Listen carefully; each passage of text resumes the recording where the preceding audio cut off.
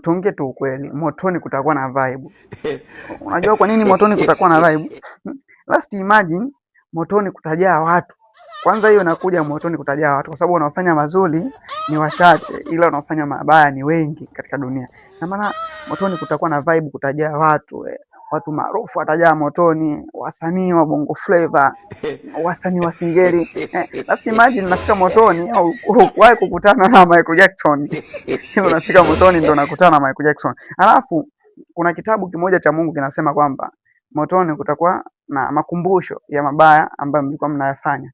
Ina maana kuna kipindi watawasha mziki kwa ajili ya makumbusho, kumkumbusha mabaya yenu, msisahau, sije mkaona kama mnaonewa. Kwa lazima wamkumbushe mlikuwa mnafanya mabaya haya na haya. Kuna kipindi kutawashwa mziki. Last imagine mziki umewashwa pale. Wanawake wale wenye chula wale wamejazana huko.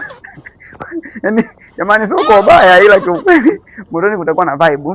Ukiangalia pembeni hivi unaona mwanamke fulani, unaangalia huku pipitida unamuona huyo hapa. Motoni huko hatari. Motoni kutakuwa hatari.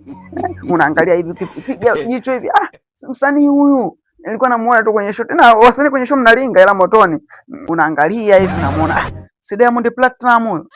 Unataka urudi nyuma hivi unajigonga, ukicheki nyuma kuna Zuchu. Motoni huko watu hivi unamwangalia hivi, huyu nani, mbona kama anamjua. Kumwangalia vizuri Harmonize. Unataka urudi nyuma unajigonga, ukiangalia Alikiba. Ndio maana motoni kutakuwa watu hivi, watu maarufu. Kuna kipindi motoni kutakuwa kunapigwa zile ngoma za mtaani Singeli. Zitapigwa hizo, lazima lazima wakumbushe mlikuwa mnatumia mazambi yenu huku. Lazima zipigwe na Singeli. Unaangalia hivi, si Bala MC wewe. Unataka ugeuke hivi na mgonga mtu. Asamani ndio kumwangalia amejakuja. Motoni akina Divoice kibao. Motoni huko. Unaangalia hivi wasanii wa Bongo Movie kibao.